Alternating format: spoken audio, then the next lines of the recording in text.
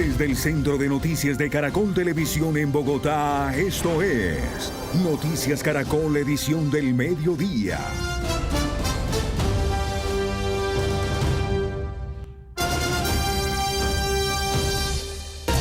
Lo último en Noticias Caracol. Mucha atención, que las autoridades revelaron hace pocos minutos la captura de los presuntos asesinos del profesor de la Universidad Externado Neil Felipe Cubides, quien también trabajaba con la Procuraduría General. Tatiana Sanabria, ¿cómo se dio la captura?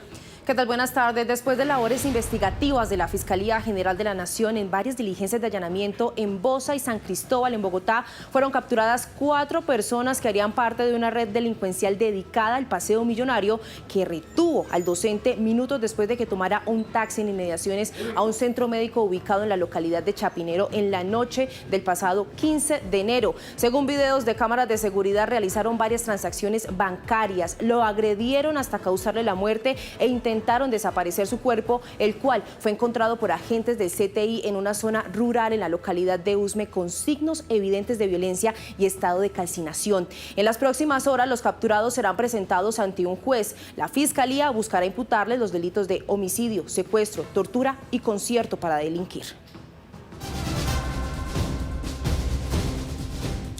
12 de la tarde, 34 minutos. Luego de la recuperación de los 69 cuerpos de militares fallecidos en el accidente del avión de la FAC en Puerto Leguízamo, ahora comienza el doloroso proceso de identificación de los cuerpos y la entrega a sus familiares, Nicolás. Ana Milena, mientras tanto, los heridos aún se recuperan en hospitales de Bogotá y Florencia. Y también se conocen nuevas historias de héroes que fueron decisivos en la atención de los heridos del accidente. Este es el caso del personal médico del hospital de Puerto Leguízamo. Estefanía Valencia, usted continúa en esta población del Putumayo, en la que muchos de sus habitantes también ayudaron en el rescate y el traslado de las víctimas. Buenas tardes, ¿y cuáles son esas historias que usted ha encontrado?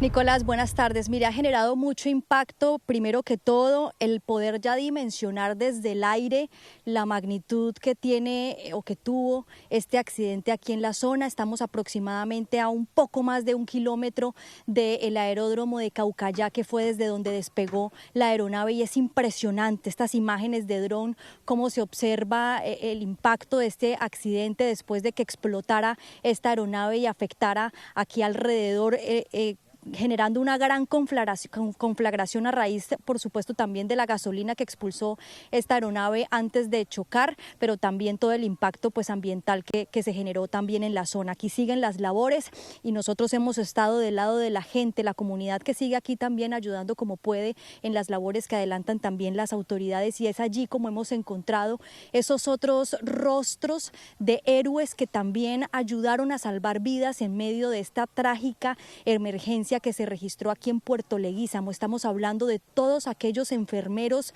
militares, enfermeros civiles, también médicos que llegaron hasta este punto, otros que estaban desde el hospital, desde el dispensario médico también de la Armada Nacional, atendiendo como podían, con las uñas también. Recordemos que son centros de atención médica de nivel 1, las capacidades son muy reducidas y a pesar de eso, como pudieron, atendieron esta emergencia. Los relatos son desgarradores, ver cómo ellos también se han visto afectados, no solamente físicamente, porque muchos resultaron afectados y también tuvieron que ser atendidos médicamente por el humo y por otras afectaciones que hubo aquí en la zona, sino también la atención en su salud mental después del impacto emocional que pueda generar ver las imágenes tan crudas que tuvieron que ver de primera mano cuando llegaron a atender a los heridos.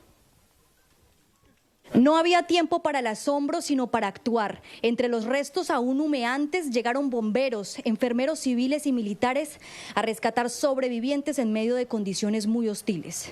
Estamos a unos pocos metros del lugar en donde cayó la aeronave. Las primeras evacuaciones fueron las más difíciles de hacer, porque aunque ustedes ven este lugar así despejado, al principio no estaba así. Todo esto estaba cubierto de bosque y de grandes árboles. Era una zona muy boscosa y las primeras evacuaciones tuvieron que hacerlas a pie. No podían entrar ni motocicletas ni tampoco las ambulancias. Por eso cada paso que se daba para poder rescatar a cada uno de los heridos de esta emergencia emergencia implicaba un verdadero sacrificio de todos los rescatistas. Para traer a una persona cargada al hombro es bastante complicado, donde no hay un camino, donde no hay una trocha, donde uno viene pegándose contra los árboles, con la maleza, con los terraplenes, como usted puede mirar acá, pero pues realmente el desespero, nosotros acá nunca habíamos tenido una tragedia de esa magnitud. Más de 1 kilómetro caminando entre el bosque hasta llegar a este punto donde ya podían llegar algunas ambulancias y motociclistas que comenzaron a trasladar a los heridos hasta el Hospital María Angelines o a este lugar, el dispensario médico de la Armada Nacional, ambos con atención médica de nivel 1 y como pudieron atendieron a los 57 heridos de la emergencia. Quien necesita rayos X, quien necesita canalización, quien necesita oxígeno, quien necesita en ese momento ya quemaduras. La salud mental también tuvo que ser atendida en medio de las evacuaciones aéreas. Un soldado con fracturas y laceraciones no quería subirse al avión por temor a que volviera a caerse. ¿Qué le decía él? Él decía, no quiero, déjenme aquí, por favor, déjenme aquí. Y es darle esa fuerza de no va a volver a suceder. Entonces es hacer ese manejo en ese momento al lado de otros 43 pacientes. Entonces es tomarlo de la mano, darle la fuerza y decirle, hijo, tú puedes.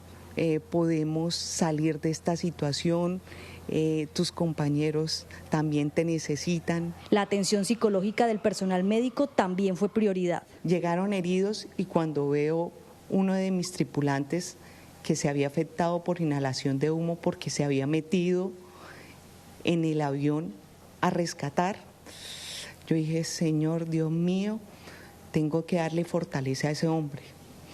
Y yo, cálmese, y de esta vamos a salir. Y era empezar a verificar que tenía que sacar esa fortaleza para dársela a mi personal. Enfermeros y médicos son otros héroes en esta tragedia. Sin su atención médica quizás no estaríamos hablando de 57 sobrevivientes.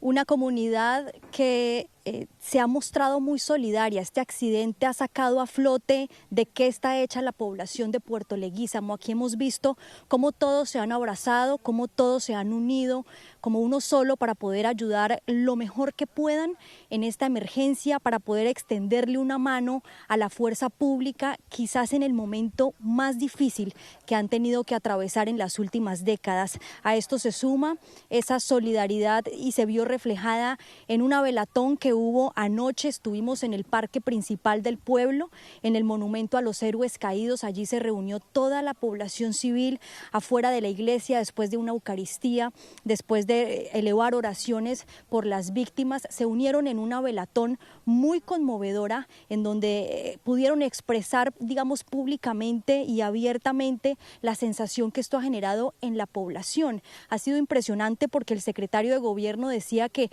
la motivación también para hacer esta velatón fue de alguna manera darle herramientas a la población para poder calmar su alma, calmar sus ánimos, gente que quedó muy afectada a raíz de este accidente. Pero lo más impresionante de todo fue ver cómo ellos lloraban a personas que no conocen. Estos militares son de otras regiones del país y aún así la comunidad se unió esa noche para poder rendir un homenaje a las víctimas, honrar además los años de servicio que tuvieron estos 69 militares y policías que perdieron la vida. Hoy prendemos esta velita, Monseñor, por cada uno de los más de 60 héroes que ofrendaron su vida por Colombia, por el Putumayo, pero por el municipio de Leguízamo. El monumento a los héroes caídos del parque principal de Puerto Leguízamo se llenó de blanco, camisas, globos y velas blancas, y después de un minuto de silencio, solo hubo miradas, respiraciones contenidas y el sencillo gesto de sostener una vela como acto de memoria. Aunque los leguizameños no conocían a esos 69 militares y policías que fallecieron, los lloraron como si fueran suyos. comprendo ese dolor de patria que se vive cuando hay pérdidas que son injustificables, porque es un accidente. Simplemente debemos tomar medidas para que este sufrimiento no nos llegue al alma. Mi Colombia está en luto. Es inexplicable este dolor tan grande, es como si fueran familiares de nosotros acá, y uno estar ahí y mirar toda esa catástrofe es muy difícil, muy duro de poder asimilar estas cosas.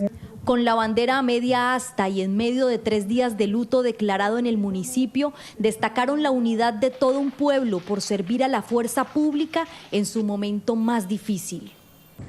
Quiero decirle, mi gente de Puerto Leguízamo, que ese amor, esa generosidad, esa solidaridad que nos une y que nos reconoce como pueblo de Puerto Leguízamo ha sido escuchada. Cada leguizameño dio de lo que había en su corazón por personas que ni siquiera conocía. Los daba como hermanos, como tíos, como primos. Y ese es el legado de todos los leguizameños.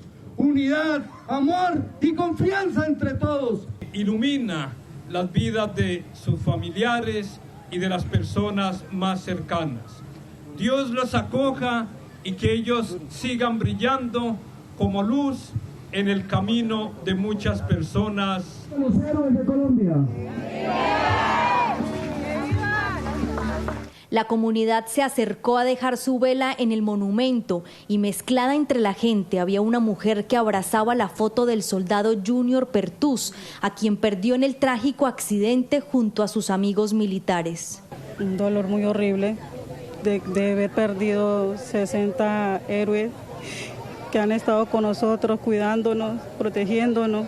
Hoy nosotros los leguizameños, ayer lo demostramos, demostrando que también nosotros podemos ayudar. Me duele demasiado lo que estoy viviendo en estos momentos, porque no es solo la pérdida de Junior, sino la pérdida de los compañeros de él.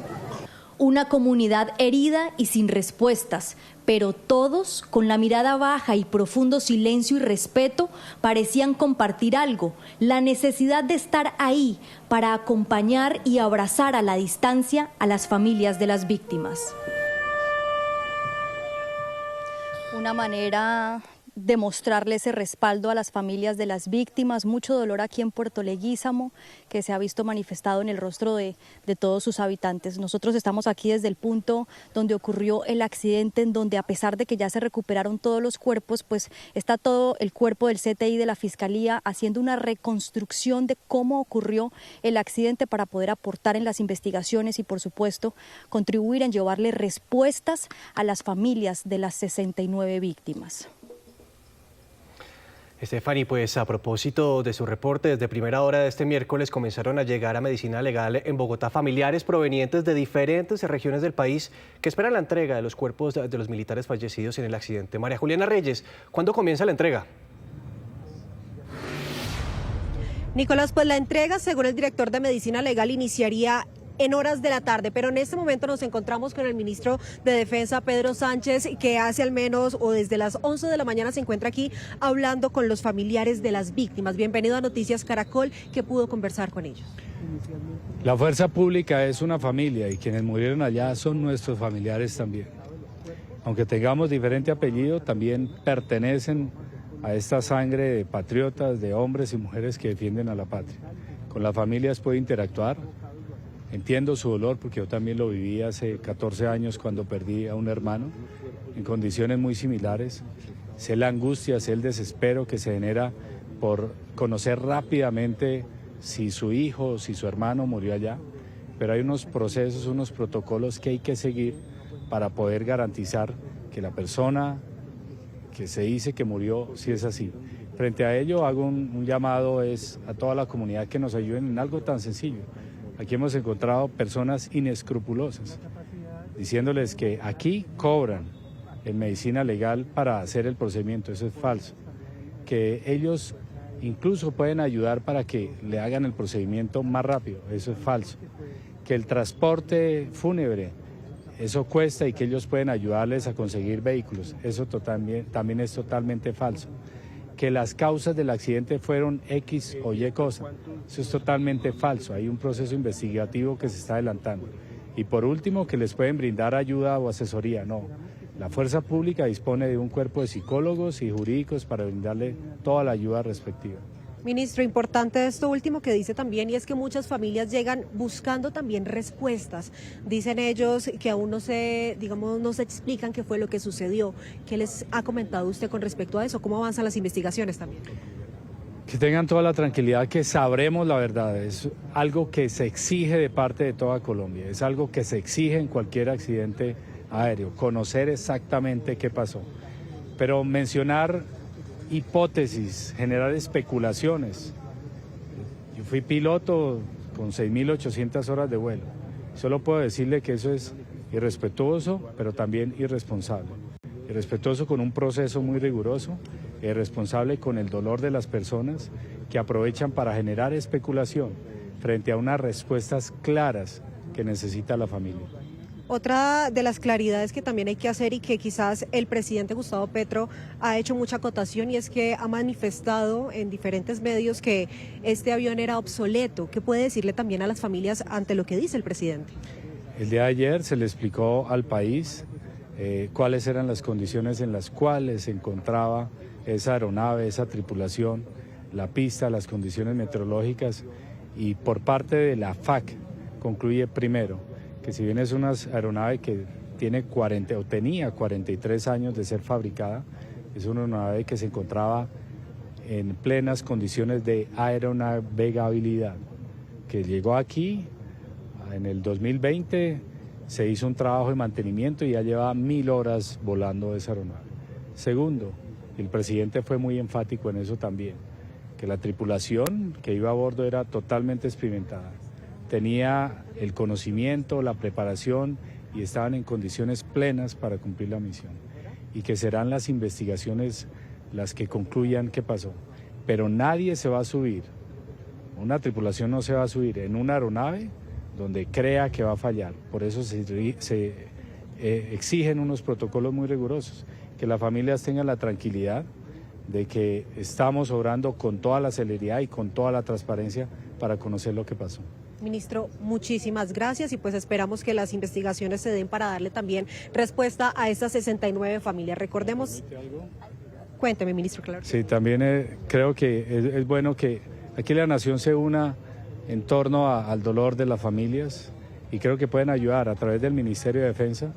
Hemos habilitado la Fundación Matamoros.org, allí pueden suministrar cualquier ayuda. Un programa que tenemos son Hijos de Honor, que establecimos el año pasado, con el fin de garantizar la educación de los huérfanos, de las huérfanas, de aquellos militares y policías que murieron en cumplimiento del deber. Y que a pesar de este dolor, no nos doblegamos, avanzamos como una nación fuerte y que abraza la adversidad para superarla. Información muy importante también para la reparación de las víctimas. Muchas gracias, ministro. Y les comentaba entonces, desde muy temprano estuvieron llegando los familiares de estas víctimas, las 69 familias. Estamos hablando de 67 militares y 2 policías. Conocimos la historia de uno de ellos, un soldado de 19 años. Su padre llegó desde el departamento de Sucre hasta aquí para hacer el reconocimiento. Escuchamos la historia. En las afueras del Instituto de Medicina Legal se respira dolor y desconsuelo. Allí reposan cuerpos como el de Khaled David Julio Cerviche, el único soldado regular víctima del accidente aéreo que hoy enluta a 69 familias en Colombia. El joven era oriundo del corregimiento de Berrugas en San Onofre, Sucre. Desde esta región llegó su familia a las instalaciones de medicina legal buscando respuestas. Afirman que desde hace al menos 2 semanas había salido a su segundo permiso, pero no había podido regresar a su tierra. Mi hijo estaba prestando el servicio, pero el apoyo tenía que recogerlo y llevaba 15 días esperando, pero el apoyo nunca llegaba. Hasta que llegó aquí, mi hijo quedó ahí. No me lo quieren mostrar, no me han dicho nada, no sé nada. Entonces estoy aquí buscando respuesta, que es la que no me han dado, no me han dicho nada. Con 19 años, Khaled tenía el sueño de muchos jóvenes, sacar a su familia adelante.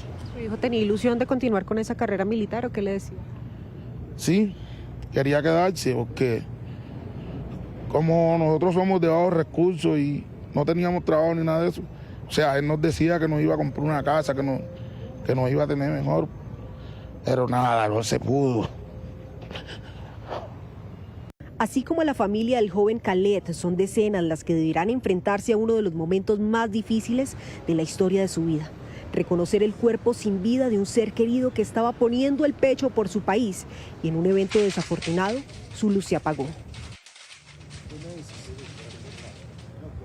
Y en este momento nos encontramos también con el director del Instituto Nacional de Medicina Legal, señor Ariel. Cuéntenos la actualización. Hasta esta mañana había llegado aquí alrededor de 60 cuerpos. ¿A esta hora cuántos hay?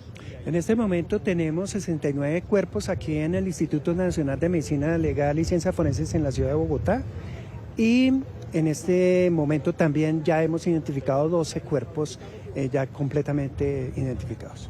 Director, muchísimas gracias. Nos estaba contando también más temprano el director que llegaron equipos de otras seccionales del país incluso para ayudar con el alistamiento y todas las actividades para hacer el reconocimiento de los cadáveres. Esa entonces la información desde Medicina Legal y ya ustedes escuchaban, hasta el momento van 12 cuerpos identificados. María Juliana, y es que la tristeza nacional se vive en varias regiones del país. Los familiares de los héroes que fallecieron en el siniestro aéreo cuentan su duelo y su dolor, recordando cómo eran en vida sus seres queridos. Vale, mi amor, ya vamos a salir, mi reina, vea. Ya estamos para salir, Valentina, vea. Ya llegó el avión por nosotros, mi amor. Estas son las palabras que le dan contexto a una tragedia nacional que llegó a 69 hogares colombianos. El domingo 22 de marzo en la mañana, antes del accidente, desde la pista del aeropuerto Cauyacá en Puerto Leguízamo, el cabo primero Jairo Andrés Rincón Machado grabó un video para su hija. Ya vamos a salir, mi reina, vea.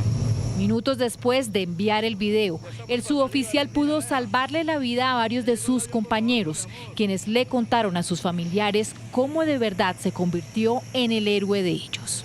Lo primero que él hace es decirles: enciendan sus linternas, conserven la calma y arrástrense sobre la parte baja del avión, sobre la plataforma, para que intenten salir. Uno de los soldados pues, cuenta de manera muy dolorosa que cuando él sale, que es el último del salir de los que mi primo le da indicaciones, pues escucha las detonaciones dentro del avión, lo que le da a entender que mi primo no logra sobrevivir. ¿Sabe cómo es, Villota? ¿Todo bien?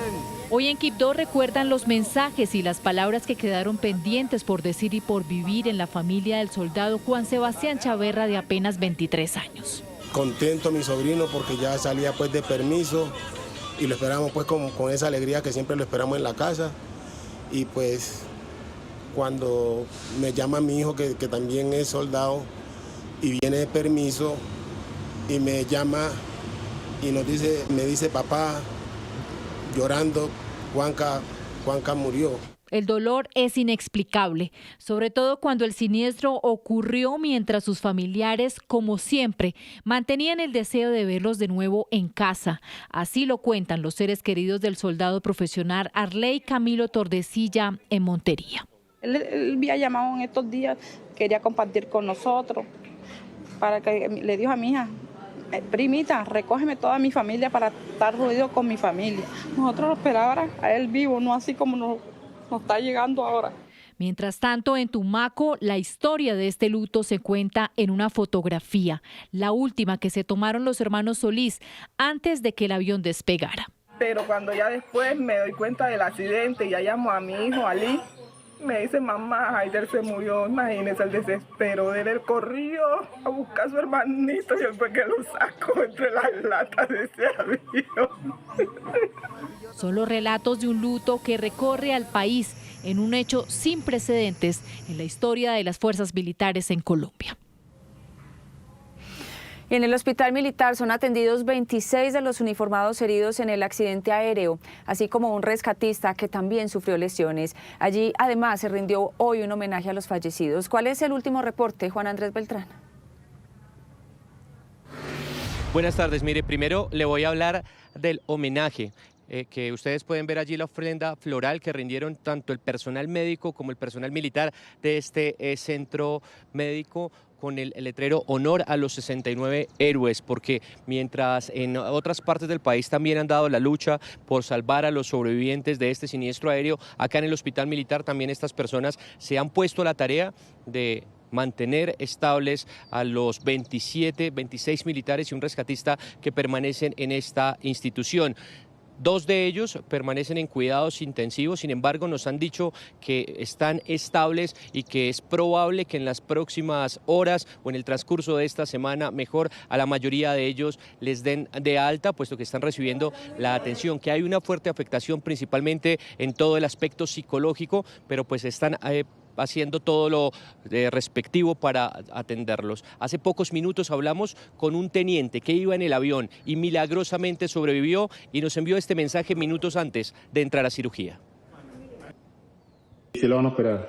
Sí, me van a operar de la columna, me van a colocar unas barrigas ahí porque tuve una fractura de la generación. ¿Cómo se siente mi teniente de haber sobrevivido? Pues movido por los compañeros que ya nos acompañan, por las familias, pero agradecido con Dios por esta oportunidad. Mi general, muchas gracias. ¡Ay, suerte! Gracias.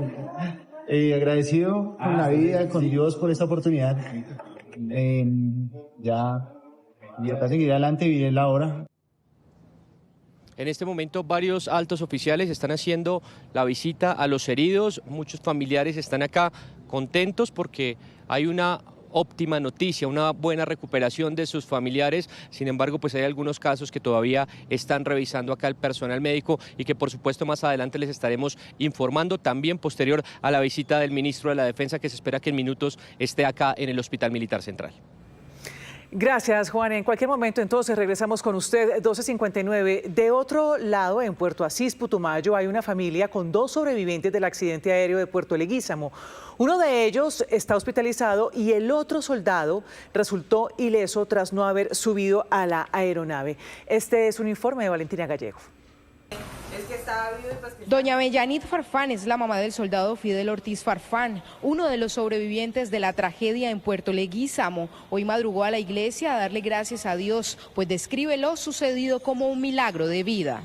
La esperanza es saber que tengo un Dios en los cielos, que es el que los guarda desde que nacieron ellos y que hasta hoy, y mi fe en Dios es que los guardará y que los conservará para la vida eterna. El soldado Ortiz, de 37 años, llegaba a disfrutar de sus vacaciones, pues estaba a punto de pensionarse. Su hermana narra que al darse cuenta de la noticia sintió que la vida se paralizaba. Minutos antes, su hermano le había enviado una foto dentro del avión. Cuando a mí me informan de la tragedia es algo muy difícil de explicar porque, o sea, uno queda en shock. Yo no sabía cómo reaccionar, fui a hablarle a mi mamá, decirle y honestamente no me salían las palabras.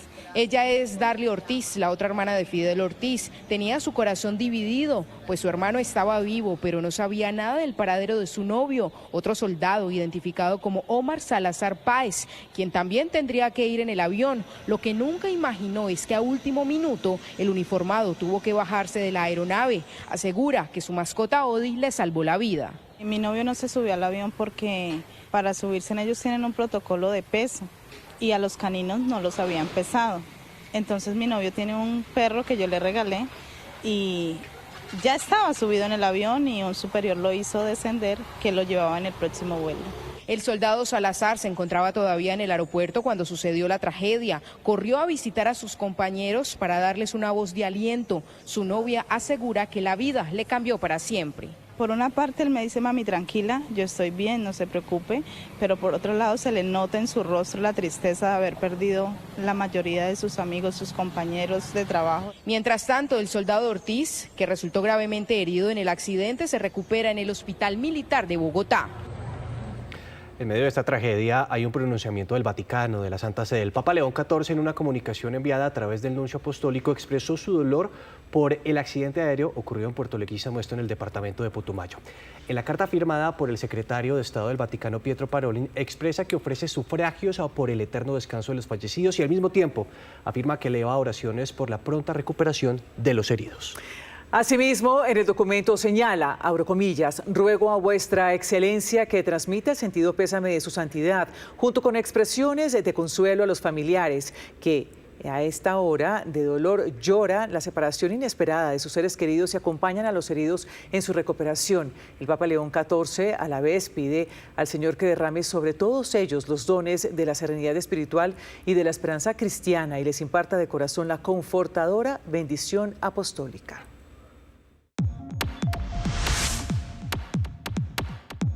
¿Cuál es su mensaje de solidaridad con las familias de los uniformados que murieron en la tragedia aérea del Putumayo? Los leemos en @noticiascaracol. Aunque el presidente Petro insistió en que el avión Hércules accidentado donado por Estados Unidos era obsoleto, el comandante de la FAC aseguró que, con el mantenimiento certificado que tenía, la aeronave podría volar 40 años más. ¿Por qué nos regalaron un avión de 43 años de antigüedad? En el Consejo de Ministros y delante de la cúpula militar, el presidente Gustavo Petro reafirmó que los aviones Hércules donados por los Estados Unidos son obsoletos. Afirmó que en el accidente del Putumayo hay una cadena de errores. Caben dos preguntas. Primero, si una aeronave realmente puede durar un siglo. Ni un tren dura un siglo. Y segundo, entonces, ¿por qué lo regalaron? Porque eso es lo que pasa a los 43 años con el avión. ¿Por qué regala los Estados Unidos el avión y no lo sigue usando ellos? El comandante de la Fuerza Aeroespacial le explicó al presidente que el avión donado llegó con una disposición de 20.000 horas de vuelo, pero que la FAC decidió que ese Hércules entrara al programa de mantenimiento mayor, que realizó la Corporación de la Industria Aeronáutica Colombiana, organismo certificado internacionalmente. ¿Qué se hace en el PDM? Se desbarata completamente el avión. Las piezas que ya cumplieron su vida útil son reemplazadas. Obviamente hay que adquirir esas piezas. El PDM de este avión costó $3 millones.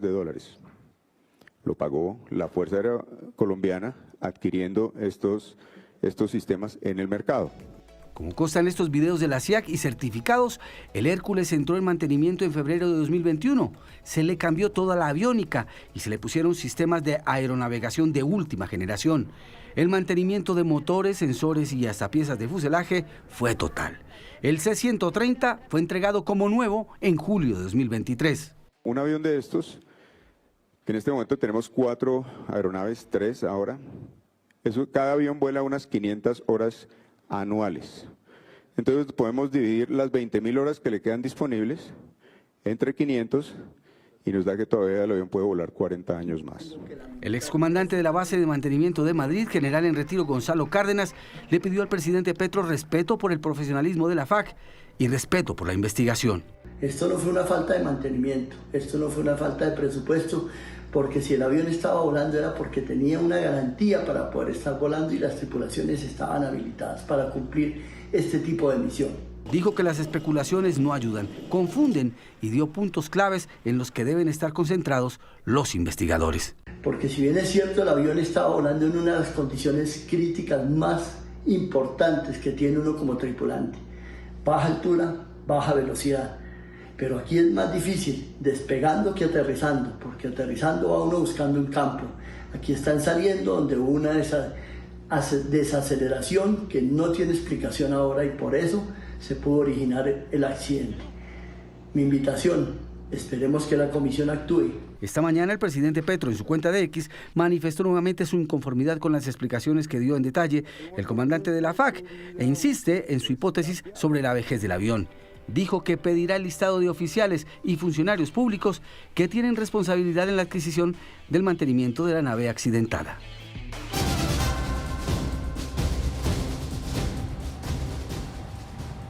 1:06 p.m. El paro minero continúa en Antioquia con quema de vehículos y enfrentamientos de los manifestantes con la fuerza pública. Alfonso Cárcamo, ¿qué es lo nuevo frente a esta contingencia aquí en el departamento?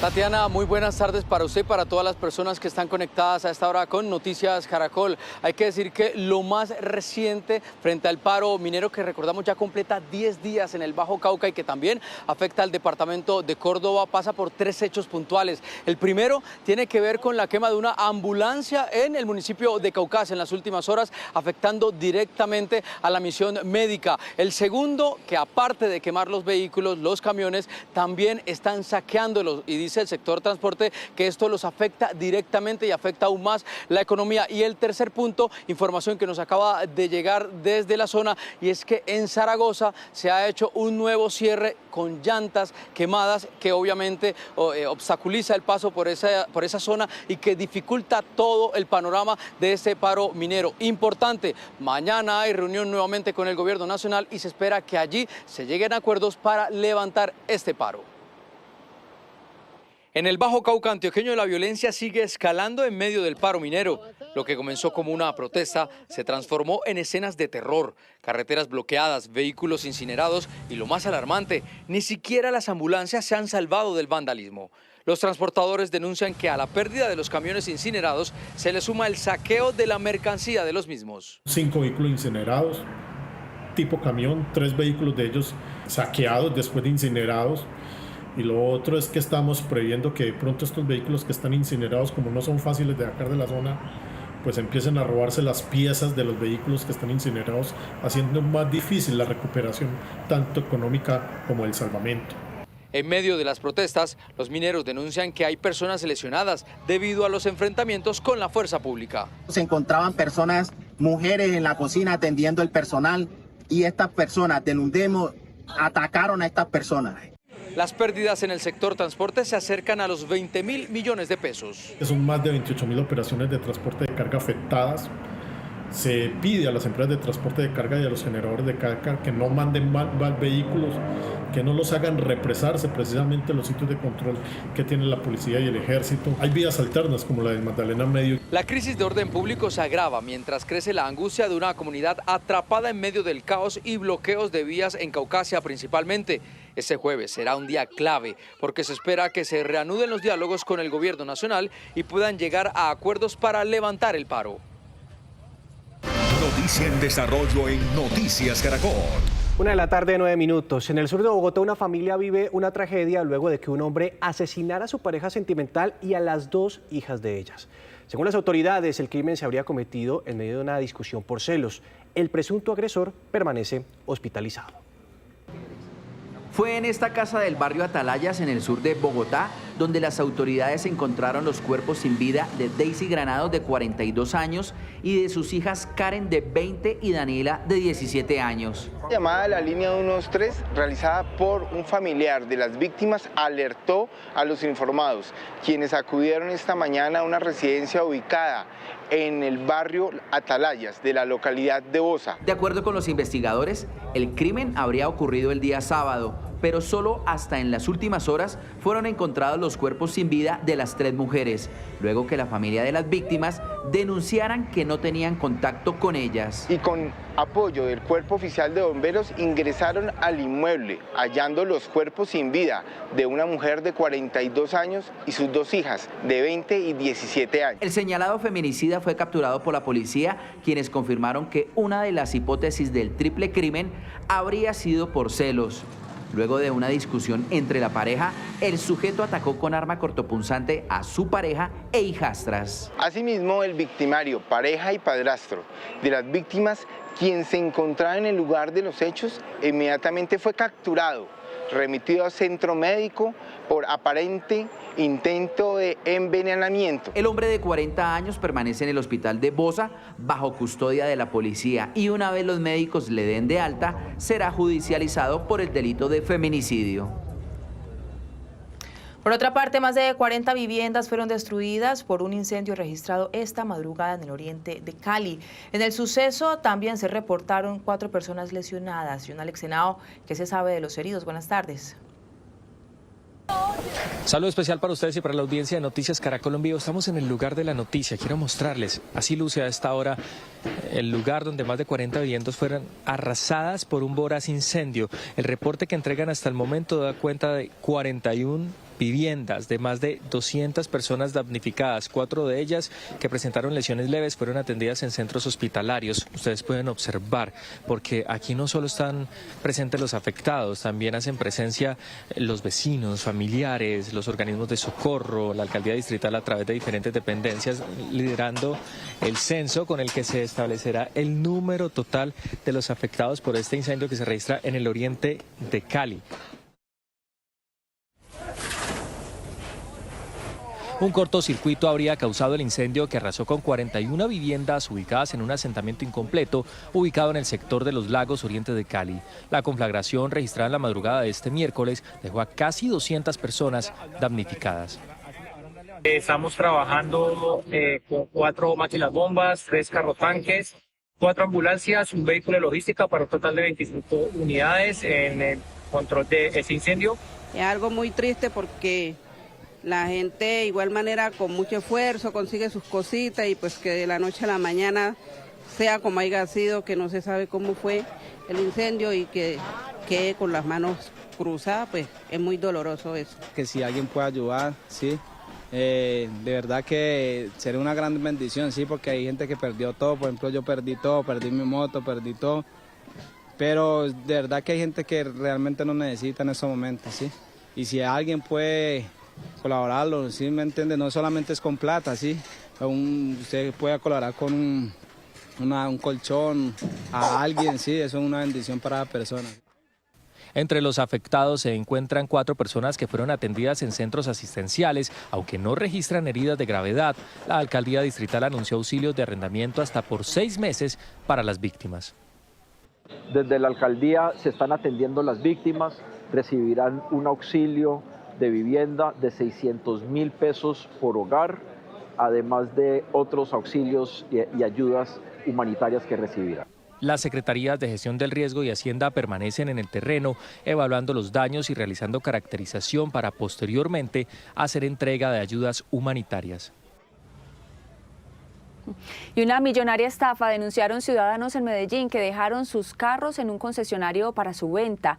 El local amaneció vacío. Más de 400 personas hoy viven una verdadera pesadilla.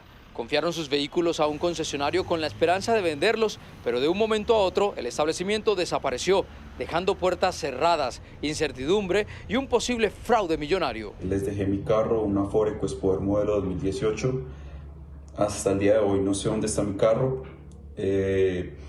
Yo pacté con el señor Nicolás Llanos que él me iba a vender la camioneta. Me dijo que había encontrado un comprador. Yo le dejé los traspasos firmados. Yo vivo en México, en estos momentos me encuentro aquí en la Ciudad de México y con mucha preocupación porque tengo un carro en Colombia rodando a mi nombre sin saber dónde está. Yo fui ese mismo día a la sede donde yo dejé mi vehículo y no había nada, no había ningún carro de Autos MG, todo había cerrado, desaparecieron totalmente, al igual que en su sede de San Diego. No había rastros de ellos por ningún lado. Esta empresa puso un letrero en la entrada en donde argumenta que suspendió sus actividades por la muerte del gerente. Tampoco entendemos si una persona se suicida, dueño de un negocio, las personas que trabajan para él tienen que robarse todo lo que está dentro de su empresa. O sea, no tiene ningún sentido. Este hombre que aparece en los videos de cámaras de seguridad es el asesor que se comunicó con la mayoría de las víctimas y quien por medio de mensajes de WhatsApp aseguraba que entregaría el dinero por la venta de los vehículos. Creo que nos van a hacer un pago de un vehículo en efectivo. Siendo así, puedo disponer al 100% del dinero y al ser en efectivo, pues no tendría el problema que tengo en este momento. La alcaldía de Medellín reveló que está al frente de las investigaciones y han puesto a disposición de la Fiscalía todas las capacidades administrativas para encontrar a los responsables. Por su parte, el ente investigador advirtió que ya hay un fiscal designado para este caso.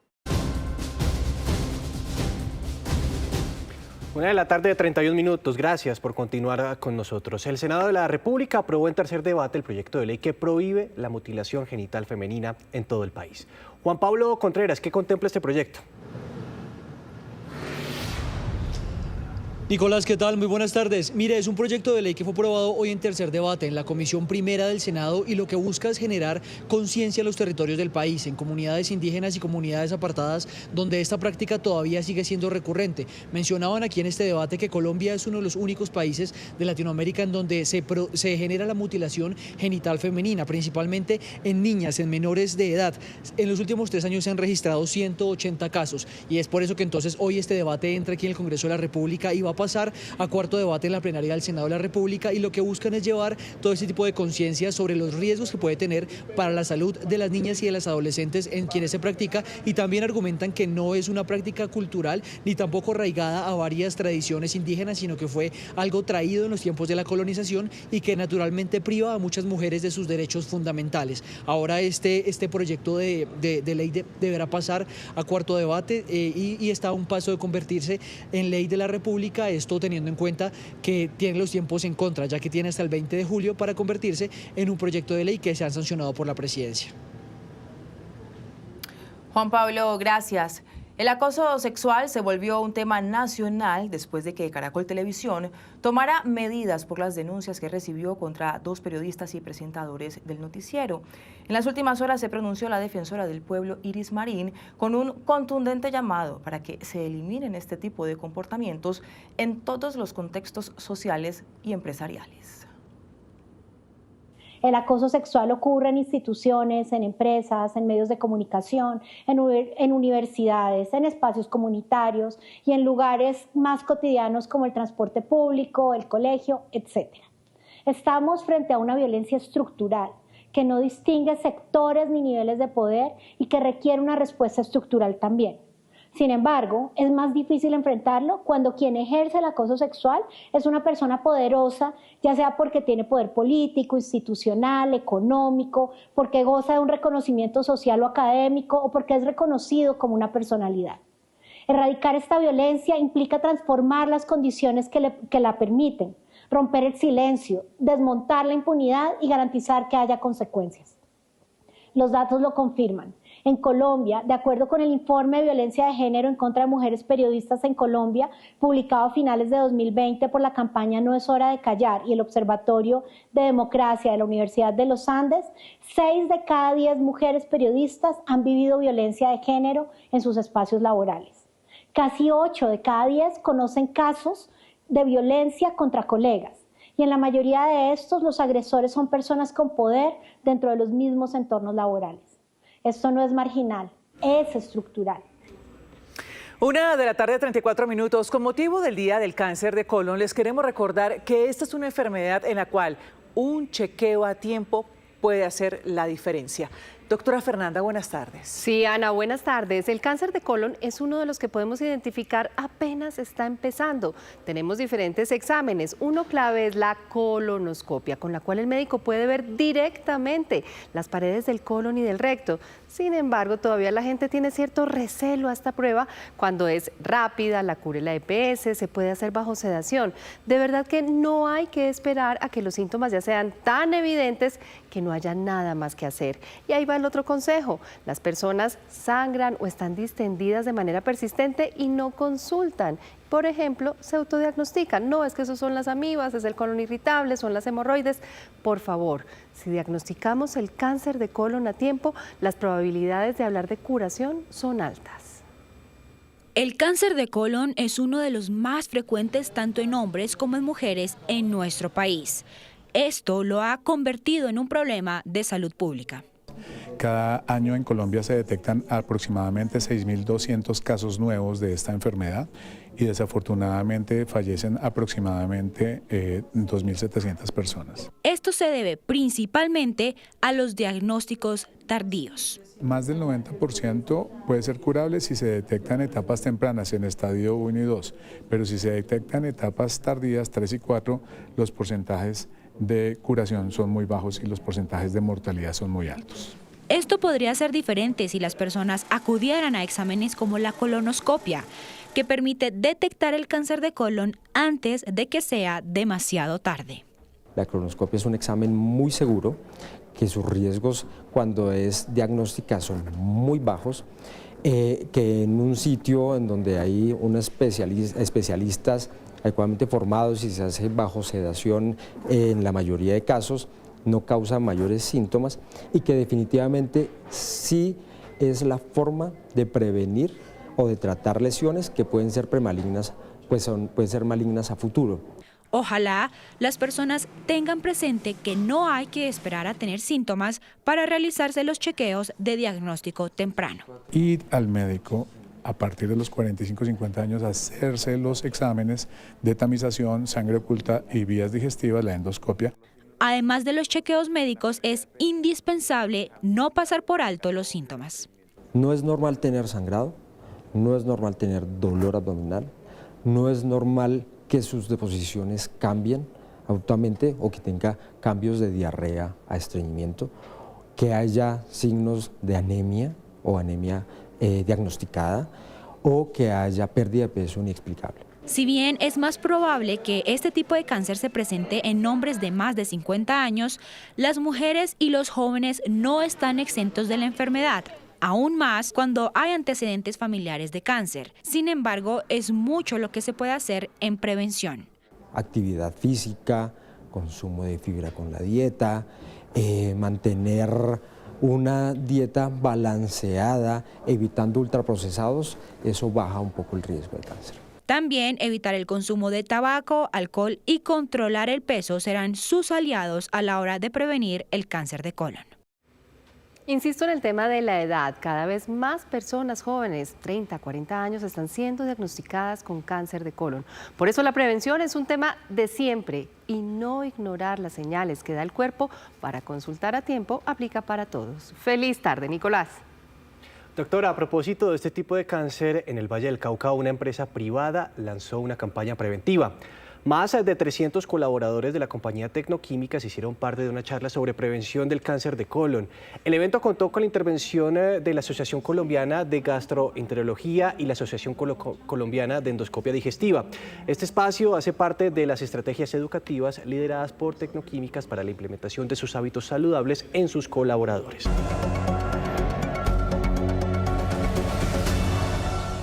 1:48 p.m. Hoy el radar de la política arranca con esta imagen, la del tarjetón definitivo que usted va a recibir cuando se acerque a votar el próximo 31 de mayo en la primera vuelta presidencial.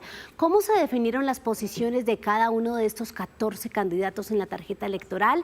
A través de un sorteo con balotas marcadas y enumeradas que hizo hoy la registraduría con las campañas y sus movimientos políticos. Vamos a conocer los detalles y para eso saludamos a esta hora a Juan David Ríos, que estuvo muy pendiente de este sorteo de la registraduría. Juan David, adelante con todos los detalles. María Camila, mire, balotas del 1 al 14 fueron los que se depositaron en las urnas. Diferentes personajes que hacen parte de las campañas presidenciales acudieron a revisar justamente esas urnas y ahí fue donde sacaron el número de la posición de esa tarjeta electoral. También vinieron algunos candidatos, le estoy mencionando, por ejemplo, que vino Roy Barreras, Sondra McCollins, Carlos Caicedo, estuvieron acá presentes, por supuesto, algunos representantes de otras campañas para saber esa ubicación. De los 14 candidatos, en total serían 4 columnas con 14 candidatos y un espacio, una casilla para el voto en blanco. Ese tarjetón que ustedes ven que van a recibir en tamaño carta el próximo 31 de mayo, aún hacen falta algunas correcciones en cuanto al logo del partido que va a aparecer en cada una de las fotos. Pero en la siguiente nota les contamos más.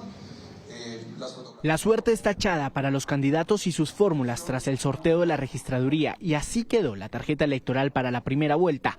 En el primer renglón, Iván Cepeda, Clara López, Claudia López y Santiago Botero.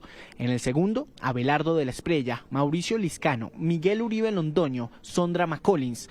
En el tercer renglón está Roy Barreras, Carlos Caicedo, Gustavo Matamoros y Paloma Valencia. Y en la última línea, Sergio Fajardo, Luis Gilberto Murillo y el voto en blanco. Se trata de una tarjeta a la que se hicieron algunos ajustes, se llevaron a cabo unos focus group muy interesantes, una tarjeta muy intuitiva, muy fácil de verificar y de la toma de la decisión por parte de los diferentes ciudadanos y ciudadanas que van a participar de ella. Un proceso transparente con la asistencia de algunos candidatos y representantes de los partidos que recibieron las ubicaciones. Son 14 candidatos. Y con la foto final de la tarjeta electoral, el registrador Hernán Penagos defendió una vez más el proceso de escrutinio que se adelanta en el país por las elecciones legislativas. Degradar el proceso electoral no es degradar a la registraduría o al Consejo Nacional Electoral, es degradar la democracia de Colombia, es golpearse a sí mismos como nación. Yo entiendo, por ejemplo, que las bodegas o que algunos ciudadanos del común no conozcan cómo funciona el proceso electoral colombiano, eso es entendible. Pero que personas destacadas, servidores altos del Estado, hasta ahora estén conociendo normas de 1986, hasta ahora sepan cómo se tramita un escrutinio, cómo se resuelve una reclamación, cuando el Código Electoral existe desde hace 40 años, eso es inentendible. Luego sí se trata un poco de acompañarnos entre todos. Los 14 candidatos quedaron ubicados en 4 columnas en las que el ciudadano solo podrá marcar una opción. Aún hace falta algunas aprobaciones por parte del CNE a logos de movimientos que irán en la impresión para las elecciones del próximo 31 de mayo. María Camila, entonces ya quedaron las ubicaciones exactas, no hay modificaciones, lo único que puede modificar es el logo del partido.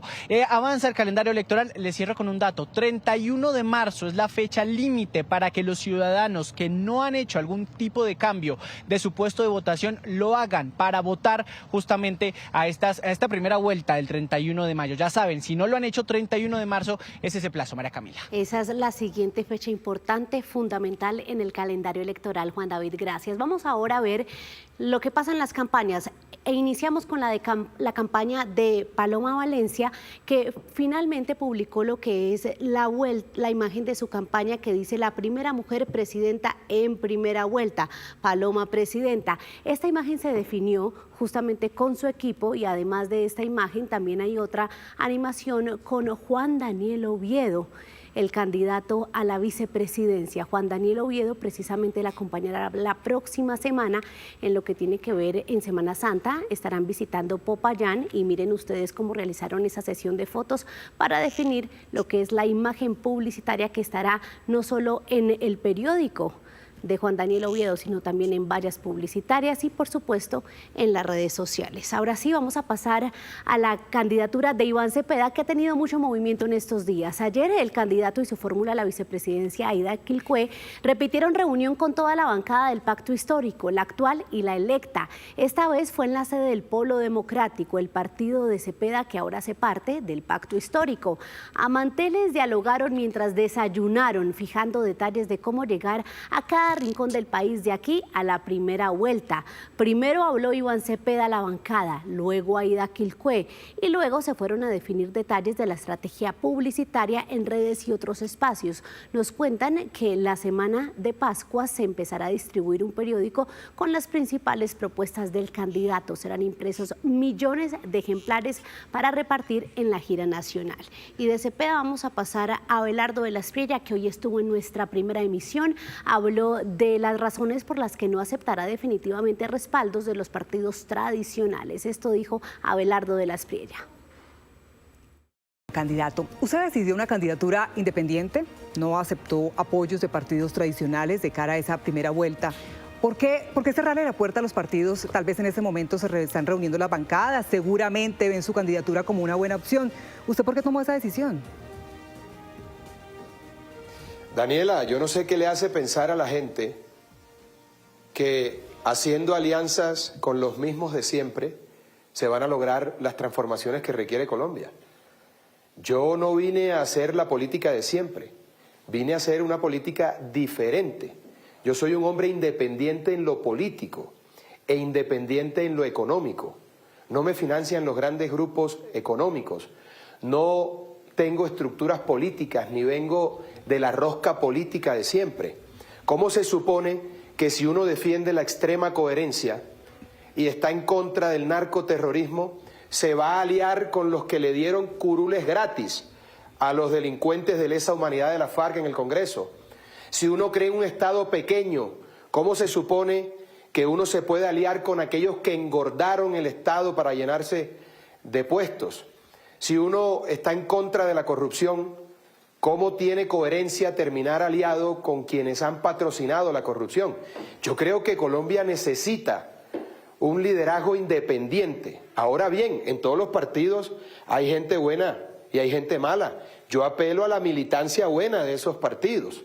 Los partidos políticos en este momento no dan los votos suficientes para llegar a la presidencia, pero los partidos políticos sí garantizan gobernabilidad una vez los presidentes son elegidos. ¿Cómo usted garantiza que no va a depender de los partidos políticos, por ejemplo, en el Congreso, para tramitar las reformas que usted tiene en su programa de gobierno?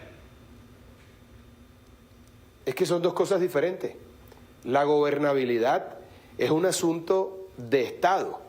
Si queremos sacar el país adelante, tiene que haber una estrecha relación y coordinación entre las tres ramas del poder público, entre el Ejecutivo, el Legislativo y el Judicial, sobre la base de la independencia de esos tres poderes como determina la Constitución y la ley. Claro que debe haber mayorías para tramitar reformas, pero esas mayorías no pueden ser el fruto de un acuerdo politiquero o de la entrega de contratos y posiciones burocráticas. 1:56, y de Abelardo de la Espriella vamos a pasar a la candidatura de Sergio Fajardo y su fórmula Edna Bonilla, que se movió en las últimas horas en dos frentes, el de seguridad y economía. El candidato ya tuvo su primera reunión con todo el equipo que lo acompaña en materia de seguridad, el general en retiro Oscar Naranjo, el exsecretario de Seguridad Hugo Acero, Eduardo Pizarro León Gómez, el coronel en retiro Juan Carlos Nieto y los investigadores Jorge Mantilla y Mabel Quirós. En este primer encuentro que están viendo, analizaron revivir los comandos de operaciones especiales, desmontar el modelo de negociación actual con grupos ilegales y atacar las rentas ilegales para restablecer la presencia del Estado en todos los territorios. Sergio Fajardo anunció además que su ministro de Hacienda sería el exdirector del Banco de la República, Juan José Chavarría. Destacó su trayectoria y seriedad para sacar adelante al país en la situación fiscal que vive Colombia actualmente. Y para el cierre del radar vamos a hablar sobre este foro que están viendo. Se desarrolló este programa de construir una Colombia más equitativa, organizado por la Universidad de los Andes, El Espectador, Reimaginemos y otras organizaciones. Asistieron los candidatos a la presidencia Claudia López, Roy Barreras, Luis Gilberto Murillo y Paloma Valencia. Allí abordaron la desigualdad desde la brecha entre lo urbano y lo rural en el país, las inequidades en el mercado laboral, el acceso a la salud para poblaciones vulnerables, las reformas al sistema tributario, la desigualdad de género y el ingreso al mercado laboral. Al final, los candidatos hicieron ronda de preguntas con el público y respondieron con paletas de sí y no a las preguntas cerradas, puntualmente un ejercicio muy interesante realizado con los estudiantes. Hasta aquí el radar de la política. Ana Milena, Nicolás. Bueno, ya tenemos el tarjetón para la Sí, primera señor, vuelta. está claro.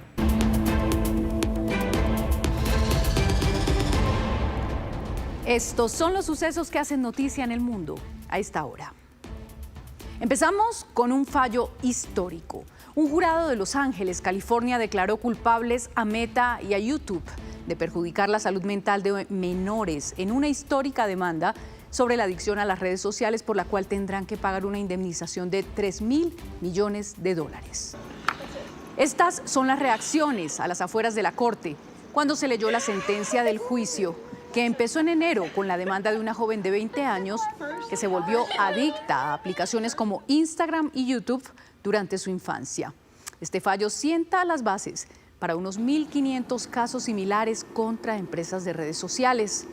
A través de un comunicado, Meta manifestó su desacuerdo con el veredicto y anunció que examinará las opciones jurídicas. También hay noticia de última hora en Estados Unidos. El presidente Donald Trump anunció que viajará a China el 14 y 15 de mayo. Entre tanto, esa es una visita trascendental que podría mover muchas cosas en la diplomacia mundial. Entre tanto, Irán rechazó el plan de paz de 15 puntos de Trump, pero está dispuesto a negociar con sus propias condiciones. Irán rechazó el plan de Trump y aseguró que la guerra terminará cuando ellos decidan, no cuando Trump lo haga. No llamen a su derrota un acuerdo. La era de sus promesas ha terminado. Hoy el mundo se divide en dos bandos, la verdad y la mentira. Ninguna persona que busque la libertad se dejará engañar por sus campañas mediáticas. El nivel de su conflicto interno ha llegado al punto en que negocian consigo mismos.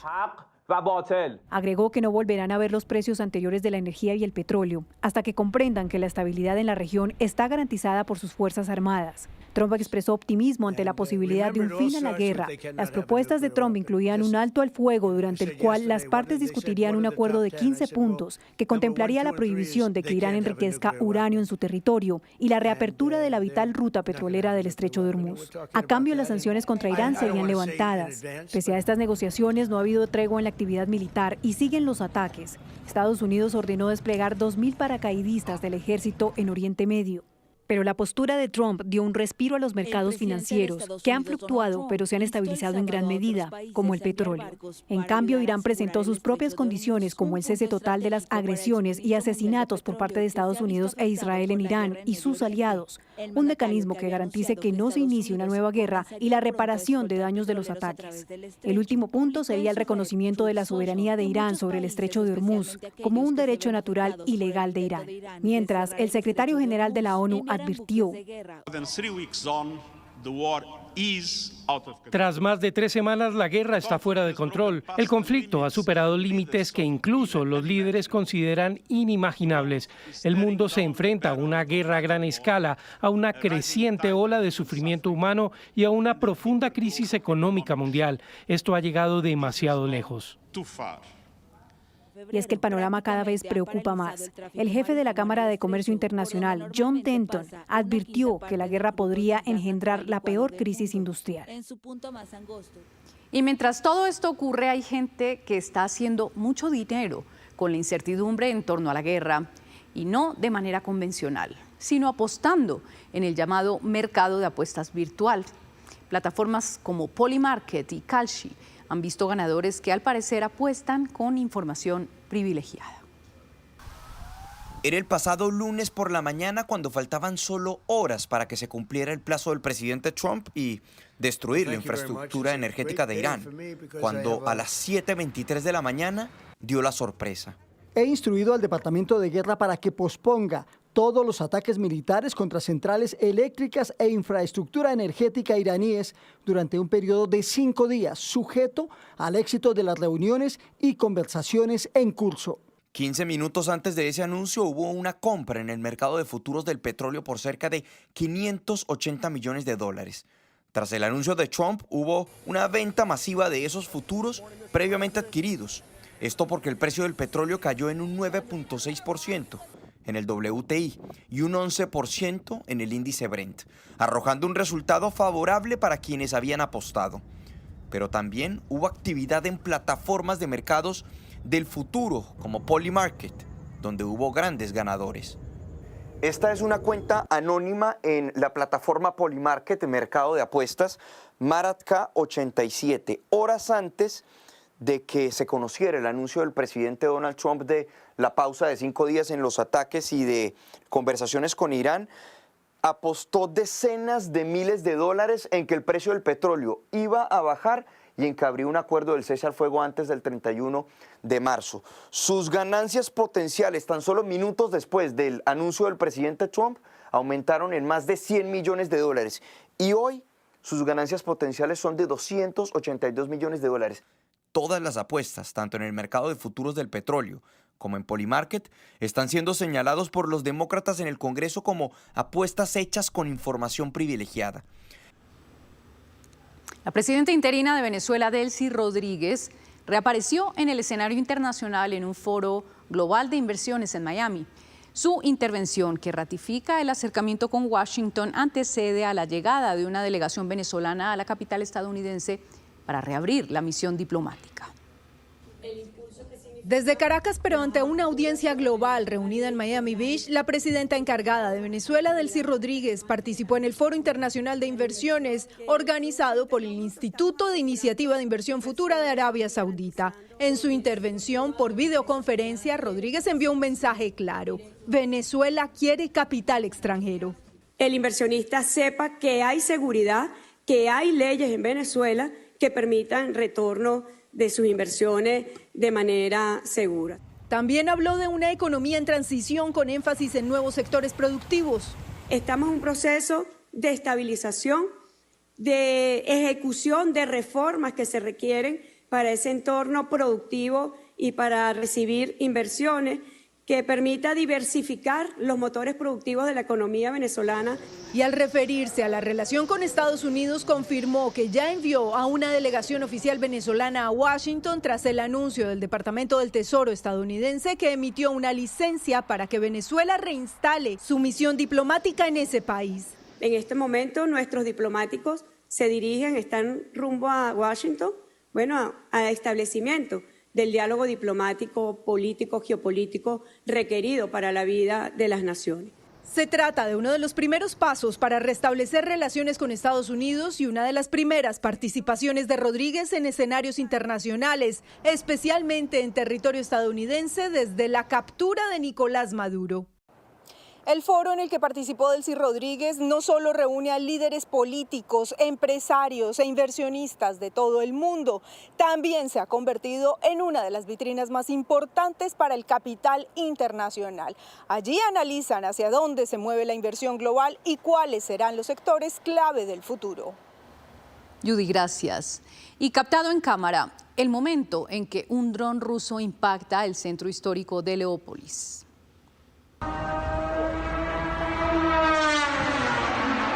La explosión que se ve en pantalla es en un monasterio del siglo XVII que quedó gravemente afectado. Como resultado de la ofensiva, al menos 22 personas resultaron heridas y varias edificaciones residenciales y religiosas del centro de la ciudad fueron dañadas por este ataque. Esta zona de Leópolis hace parte del Patrimonio de la Humanidad de la UNESCO. Por primera vez en 500 años de historia, la Iglesia Anglicana tiene una mujer como primada.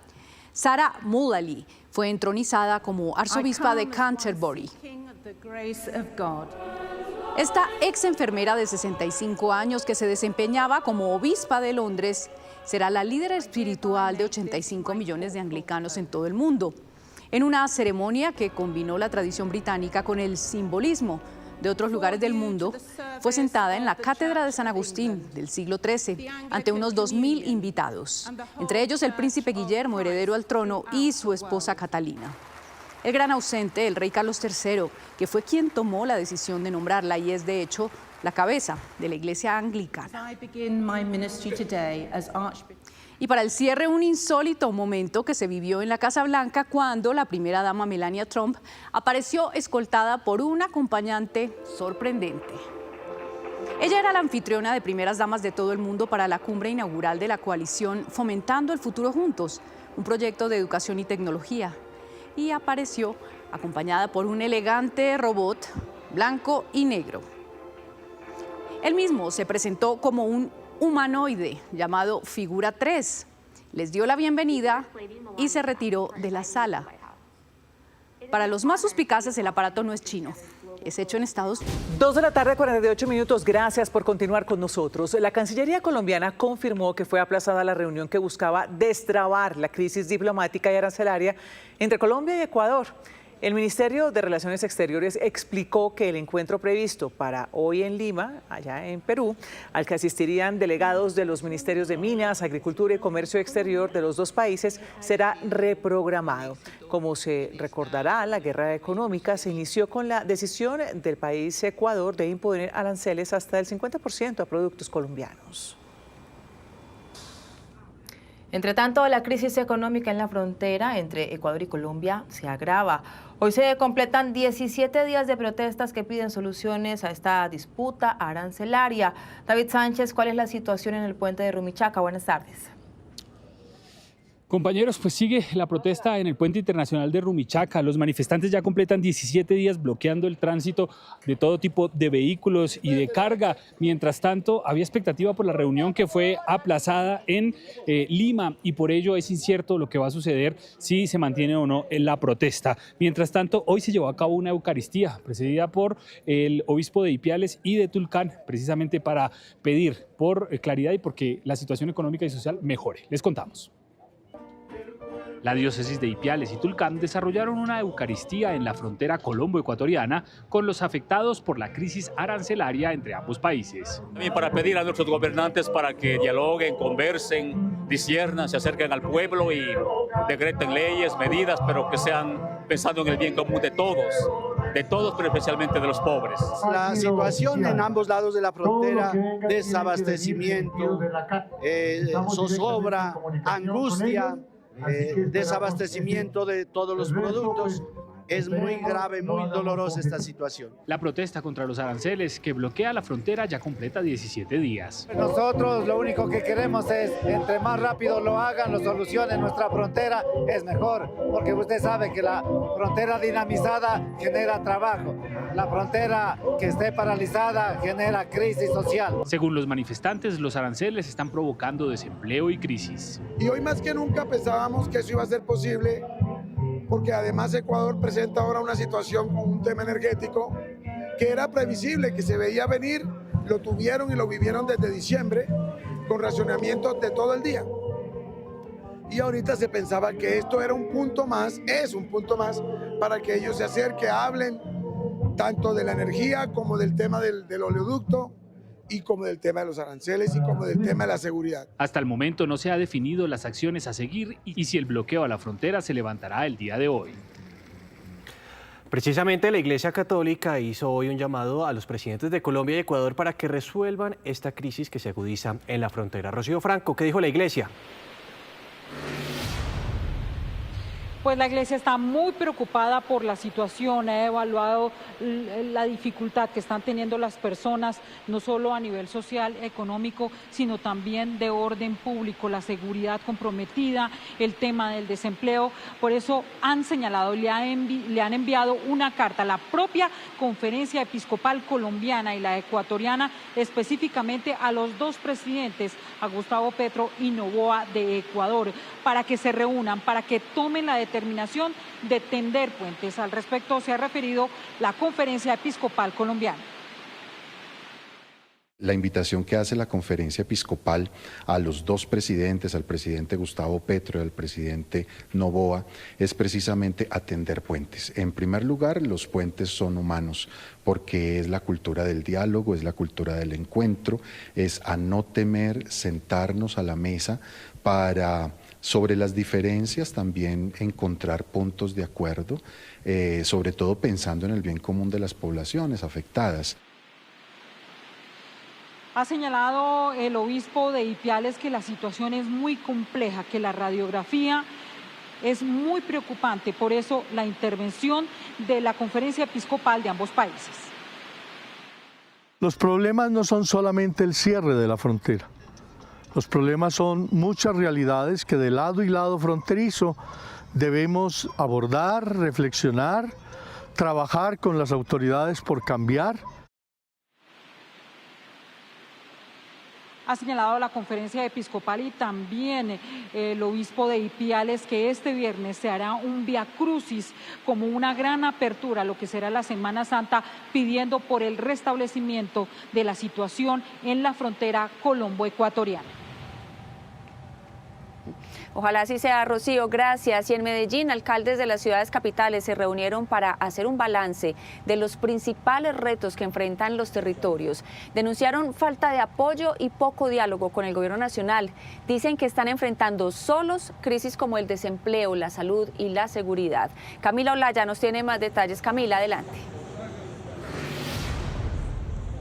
Tatiana, pues mire, además manifiestan que el gobierno nacional le dio la espalda a las ciudades capitales y coinciden que la falta de articulación y diálogo efectivo ha impedido avanzar en soluciones concretas en estos territorios. En medio del balance también reafirmaron la necesidad de fortalecer la autonomía regional como eje clave y advirtieron que muchas de las responsabilidades que hoy asumen no cuentan con los recursos necesarios.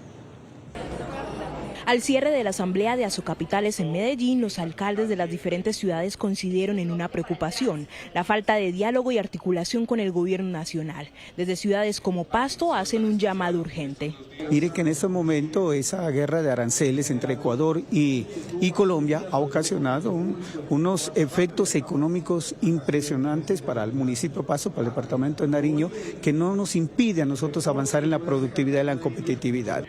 Algunos mandatarios aseguran que las ciudades están asumiendo cargas que no les corresponden. En Bogotá nos ha tocado solos, sin apoyo de la nación. Nos sacan de una política nacional, no nos permiten abordar recursos o acceder a recursos nacionales, y nos toca a nosotros por nuestro lado digamos, implementar una política ambiciosa. Estas ciudades que están aquí se están transformando. Estas ciudades que ustedes ven están ejecutando obras con recursos propios, haciendo unos esfuerzos inmensos. Y hemos sido básicamente las ciudades las que estamos sosteniendo la red pública de salud. Otra carga que nos quedó a los alcaldes que no nos correspondía.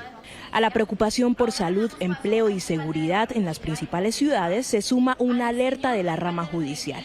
Lamentablemente, ante la alta conflictividad social y la alta litigiosidad, la capacidad humana que tenemos en este momento es desbordada y no podemos cumplir a cabalidad y en plazos razonables con la demanda judicial que se presenta.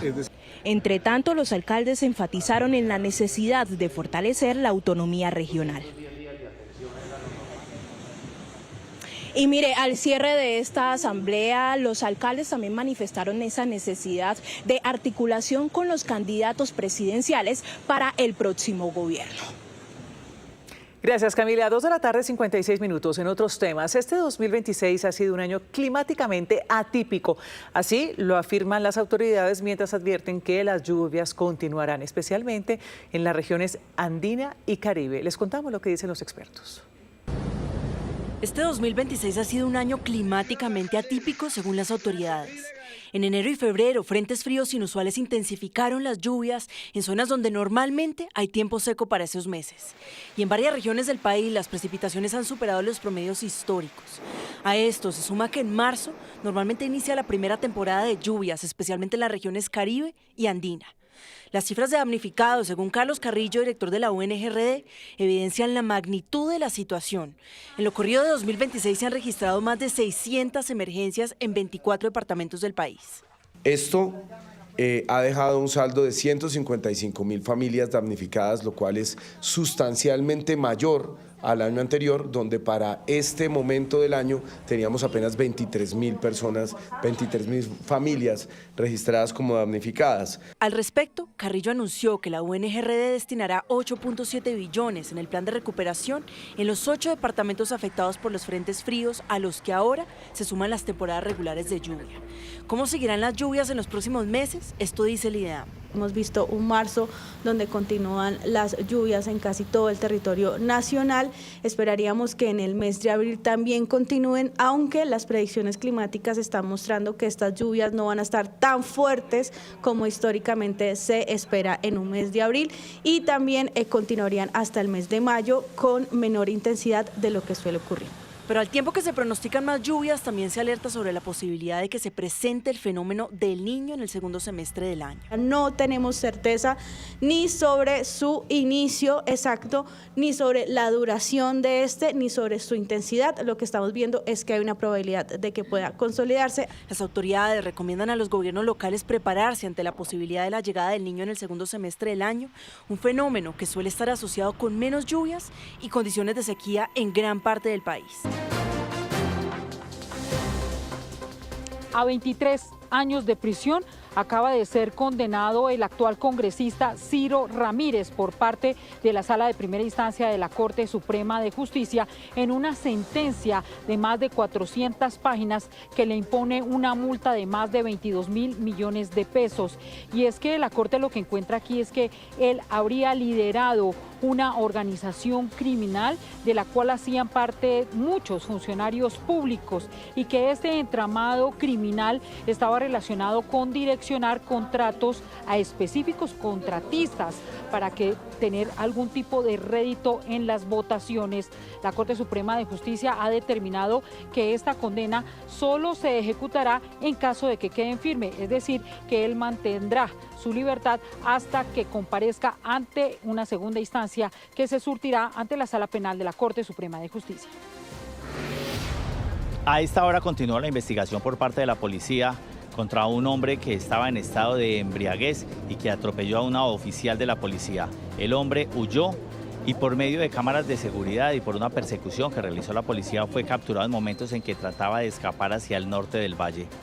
Con este, aumenta a cerca de 23 los casos de intolerancia que se han presentado en la capital del departamento de Risaralda. La oficial fue incapacitada 23 días por parte de Medicina Legal. A esta hora es noticia en Caquetá el atentado que sufrió un establecimiento comercial en pleno centro del municipio del Paujil. Según el reporte de las autoridades, un fuerte estruendo despertó a la comunidad paujileña en la madrugada de este miércoles. Minutos después se confirmó la detonación de un artefacto explosivo que había sido instalado en una sede de Supergiros y que dejó daños considerables en la fachada del establecimiento y en viviendas aledañas. Hay que decir que afortunadamente no se reportan personas heridas y que las causas de este hecho aún son materia de investigación. Sin embargo, se presume que podría estar relacionado con presiones extorsivas a comerciantes de la zona. A esta hora es noticia en Cúcuta un nuevo hecho que genera polémica. Un alfer o agente de tránsito es investigado por un presunto caso de corrupción que quedó registrado en video. En imágenes, el funcionario presuntamente le exige dinero a un conductor a cambio de no imponer un comparendo por una suma que rondaría los 100.000 pesos. El alcalde de Cúcuta anunció la apertura de una investigación formal para esclarecer los hechos y determinar posibles responsabilidades disciplinarias y penales. Entre tanto, las autoridades reiteraron su rechazo a cualquier acto de corrupción e hicieron un llamado a la ciudadanía para denunciar este tipo de conductas. A esta hora la noticia en Villavicencio son las montañas de basura que hay sobre la ronda del Caño Buque en inmediaciones del anillo vial. Según denuncian los ciudadanos, motocargueros llegan a cualquier hora del día y arrojan desde el barranco al caño, desde muebles, también sofás, colchones, bolsas de basura y también bultos de escombro. Todo esto ocasionando graves daños ambientales. Aunque el caño está prácticamente seco por la temporada de verano, en la temporada de lluvias todas estas basuras van a ser arrojadas hacia la cuenca del río Meta. La alcaldía anunció que realizará operativos y a quienes sean sorprendidos arrojando basuras los van a sancionar según lo establecido con la ley. 3:22, Popayán está lista para recibir a quienes llegan a vivir la Semana Santa. Sus fachadas del característico color blanco ya están preparadas con flores en los balcones y todos los elementos para las procesiones. Así está Popayán, hermosamente blanca y reluciente. La ciudad colonial, romántica y tradicional ya está lista para que miles de colombianos y extranjeros lleguen durante su temporada más importante, la Semana Santa.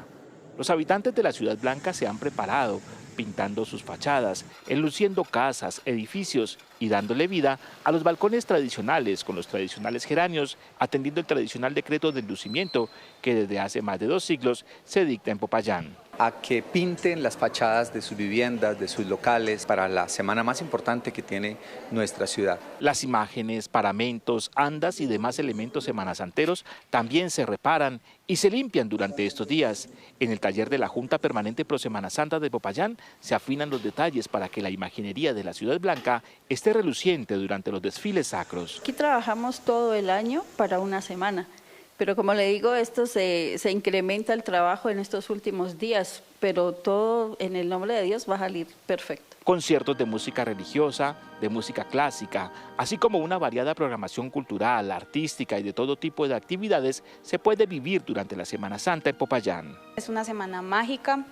Yo tengo el honor este año de ser regidora el Viernes de Dolores, entonces los invito para que vengan y descubran una de las semanas más hermosas que tiene esta ciudad. La Semana Santa en Popayán inicia este jueves 26 de marzo con el tradicional pregón, el viernes con la procesión de la Virgen de los Dolores y da su inicio tradicional con la procesión del Domingo de Ramos para lo que serán los desfiles sacros de la Semana Mayor.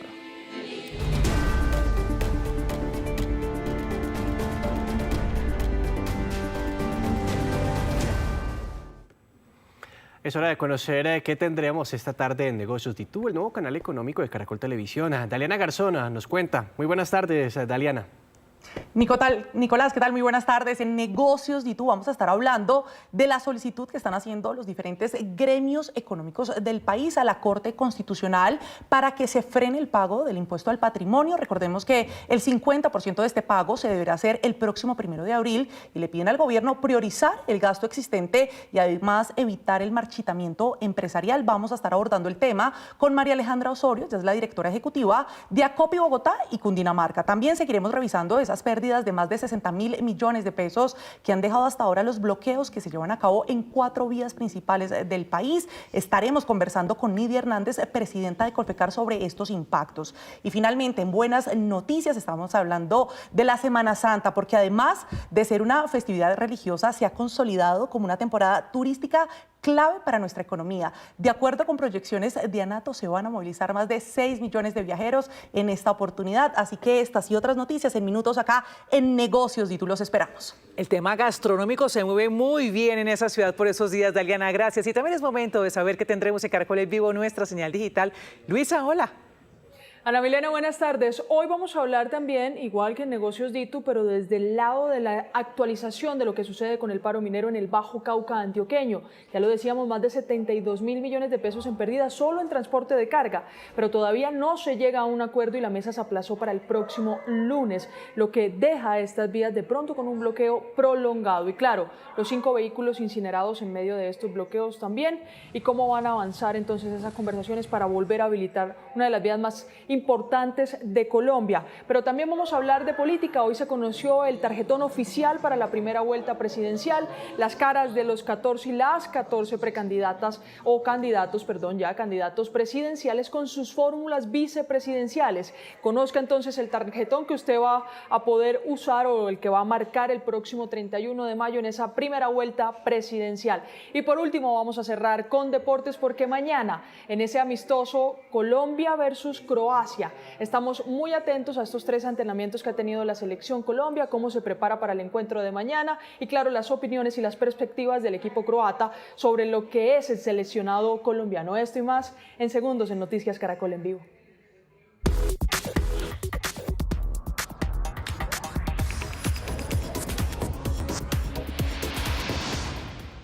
Muy buenas tardes, hoy comenzamos lo más trinado con orgullo y tradición. Los principales ingredientes de nuestra primera historia, cuyos protagonistas son estudiantes de un colegio boyacense que en su último año escolar han decidido rendirle tributo a su tierrita. Como manda la tierrita, aquí nadie entra si no es con ruana. Un mandato que es ley entre los estudiantes del grado 11 del Colegio Nacionalizado de Samacá en Boyacá, que decidieron cambiar la chaqueta del prom, sinónimo de identidad en el último año escolar, por la prenda más querida de su región. De Ruana se han puesto las redes sociales con su iniciativa y en Ruana también nos demuestran el amor por sus tradiciones, con una prenda que representa, por supuesto, el orgullo de ser boyacense. Un homenaje a sus raíces y una ruana de prom que le ha dado a su graduación el más cálido momento viral.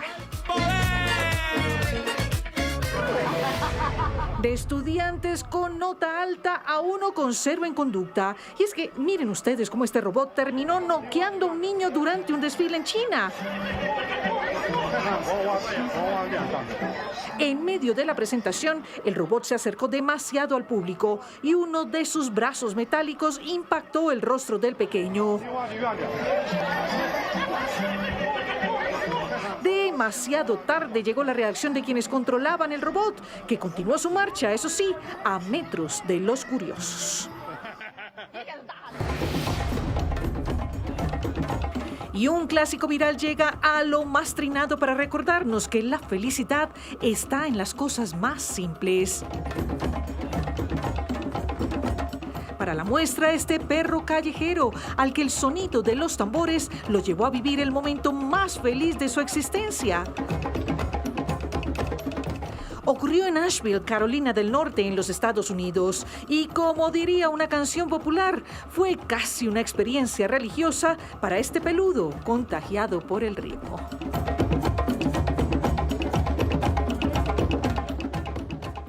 Ya lo saben, a conquistar la felicidad en los pequeños detalles. Eso sí, conectadísimos siempre con las mejores historias, esas que nos llenan el alma aquí en su casa, Noticias Caracol. Ana Mila y Nico, los veo bien acompañados. Feliz tarde. Como veo el tumbado del perro. No, como el suyo. Y estas fueron las noticias. Los invitamos a las 7 de la noche con una nueva edición informativa. Pero si quiere seguir los hechos del día, puede conectarse a partir de este momento a la señal digital de Noticias Caracol en nuestras plataformas digitales. En el canal Caracol ya viene tormenta de pasiones.